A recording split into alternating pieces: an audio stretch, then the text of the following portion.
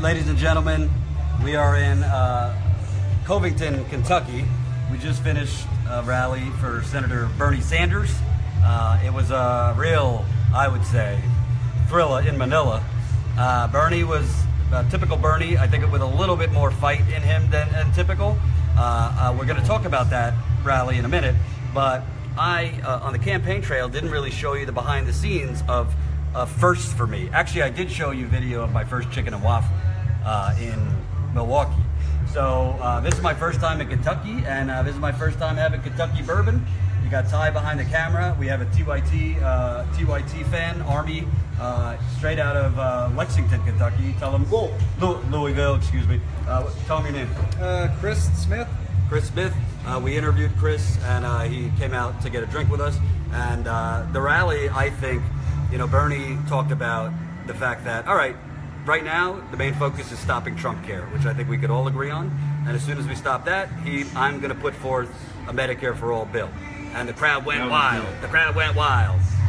We spoke with a lot of people after the rally who, you know, kind of just still have that Bernie nostalgia, but also some of them disagreed with Bernie in some areas and don't want him, you know, playing nice with the establishment, especially the Democratic establishment.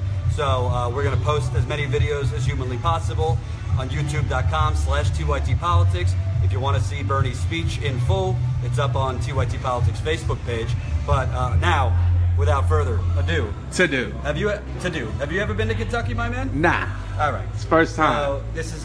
I didn't even know they have black people in Kentucky. They don't. You're the only one.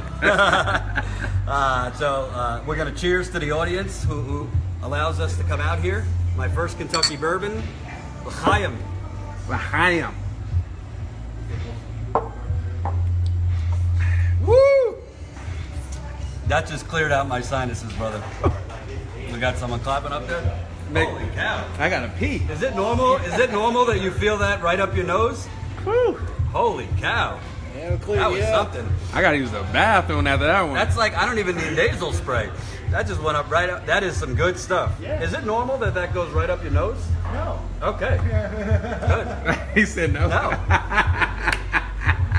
So anyway, now that I've had the Kentucky bourbon, I wanted to talk to you because, you know, I see what Bernie's doing. Let's talk about something in 2017 that could pay off in 2020. Now, Bernie might be the candidate, he might not be, but what Bernie is doing right now is setting in motion and setting the groundwork for a progressive revolution that can actually win in 2020. Yes, we know the primary was rigged. We have to fight against that in 2020, but if it's Bernie, he's going down to Mississippi. He's going down to Kentucky. He's going down to West Virginia. He's going to a lot of Republican states on these rallies and these tours, and a lot of the people in the audience are Trump voters who are ashamed to say they're Trump voters and are now at Bernie rallies. So he is really setting in motion the conditions where some of these states, if a Bernie is the nominee, if a Tulsi Gabbard is the nominee, dare I say a Nina Turner is the nominee, dare I say, you know, I have my qualms, but Elizabeth Warren, some people today told us if it were today, they'd want Warren, that Bernie is setting in motion that progressives are communicating with these more conservative communities, and the Republicans in these communities, a lot of them actually like the message. Because what do you know? They like more insurance for themselves. What do you know? They like that they are going to save money on deductibles, things like that. Now, I don't want to overestimate how many Republicans. You know, the crowd today was mostly progressives. And you could tell from that crowd you can't run on a progressive message in Kentucky. Right. Right. But no, let me tell you something. Donald Trump, in many ways, ran on a progressive message. It was bullshit, but he ran on anti-TPP, anti-NAFTA. I'm going to bring all your jobs back. I'm going to beat the establishment. So let me tell you something. What Bernie's doing is smart. Bernie, by the way, lost Kentucky by 1 percentage point, and if you ask me, there should have been a recount. So Bernie almost won Kentucky in the primary, just like he won Michigan in the primary, and he won Wisconsin in the primary. So the heartland and the Rust Belt likes them some Bernie Sanders. Ty, what'd you think of the rally? Share this video. Let's get it out there, Let's baby. get it out there. The rally, to me, I thought it was inspiring. I think the same thing that you said. Like it seemed like he got his second win. You know what I mean? And he was talking some good shit. And I think like you said, what got the crowd going is when he said that he's going to go against what the Republicans are doing now, and then he's going to introduce that. And I think that was an amazing approach, you know. But it was, it was still typical Bernie rhetoric, so to speak, But I enjoyed it. I enjoyed the feel of the people. It was a few thousand out. I thought it was like at least 2 or like 1,500 people out there. It was a pretty big place. What I really found interesting is we saw the narrative the whole time of the campaign. The Bernie bros, it's all old white people.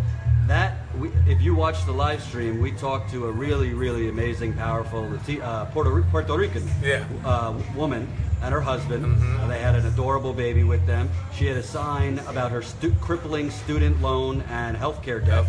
And that was a powerful interview. It was. And she was talking about how I'm not a Bernie bro. Yeah. I'm a Puerto Rican woman.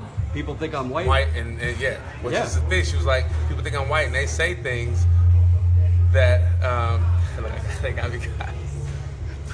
they got college football, and I'm excited.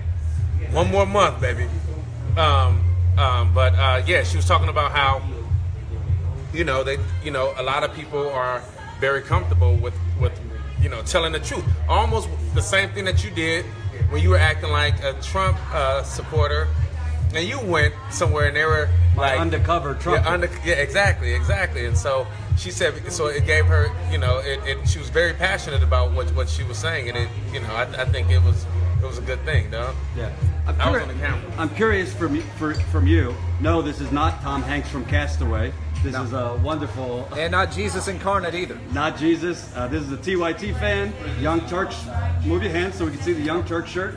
Look at that. That's right. Now, does this look like somebody who George Soros is giving money to? I don't think so. Just saying. All these haters. Unfortunately, Jeff Bezos is paying my wages right now, but I mean, that's neither here nor there. Now, let me ask you a question. So, when you're at a rally like this, we know Kentucky's not turning over to the Bernie Sanders side anytime soon. But you're starting to see in these states where they're low ranked in healthcare. Mm-hmm. Kentucky's 47th, I believe, in the country. In the health 47th, 46th. I mean, whether it's health, education, I mean, you take your pick. Somebody said you look like Jared Leto. So there you go. I'll take that. But you see a packed house for Bernie Sanders. You see Bernie Sanders won the Kentucky primary. Maybe Kentucky, places like Kentucky. Yeah, actually, he didn't win the primary. Excuse me. He should have. Only lost by, thank you for correcting me. Yeah. Only lost by 1 point. Maybe places, he would have won it if it wasn't a close primary. Right. That's, exactly. one of the things that they need to target. And one thing that I wish he had harped on a little bit more was the DNC, a little bit more the way he went after with the People's Summit. The one thing that he didn't use in his speech today was the word resistance.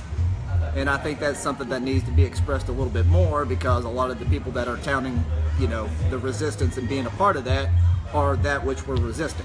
Right. Trump's here now. That sucks. But what are you going to do after that? Right. And that's the question nobody wants to answer. But the way he lined out his tandem, And it kind of seemed like he answered it though. Like he wasn't on it was trying, the step one, keep the ACA as it is, and just hold that, for right now, and then work towards the Medicare for all, tomorrow. And let me ask you a question, because it's always interesting to me as an independent media person. I'm always like the last one in, the last one out. The rest of the media comes to these things. They stand on the stage where media and their cameras are. They don't talk to anybody in the crowd, and they don't stay after to interview people.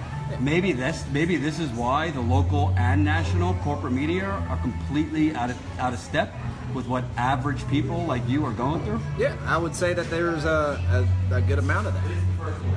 And honestly, from a socioeconomic status, I'm not too bad off in comparison to a lot of others. But me being in that position, I would like everybody else to have the same privileges that are allowed to me, just based off of the skin color or the genitalia under this table. Right. So. And my last thought is simply, I think that the media is very consumed with Russia, the media is very consumed with Trump tweets. But when I am out at these rallies and I'm interviewing people before the rally and during the rally and after the rally, it is ever more clear to me that what I do for TYT and what we're doing is so necessary, because people need to know the real state of the country. People need to know what's really happening. People need to know how there's basically been a coup d'etat of our government and a total, I would call it in some cases, genocide of working people. And you might think that's strong, but you know, when I go to these rallies and when you interview a woman who has a sign about her student loan debt and talks about her son who was born premature at 7 months, and they have basically been bankrupted with student loan debt and healthcare debt, and if Trump care goes through, they're already on life support, that might kill them. As a young couple with a young child, 11 months old, it makes you realize what's actually happening in the country, because that woman's story, that couple's story, is not only happening in Kentucky, it's happening in Detroit, it's happening in Flint, it's happening in Milwaukee, it's happening in Cleveland, it's happening in Miami, it's happening in Atlanta, it's happening in LA. I could go on and on.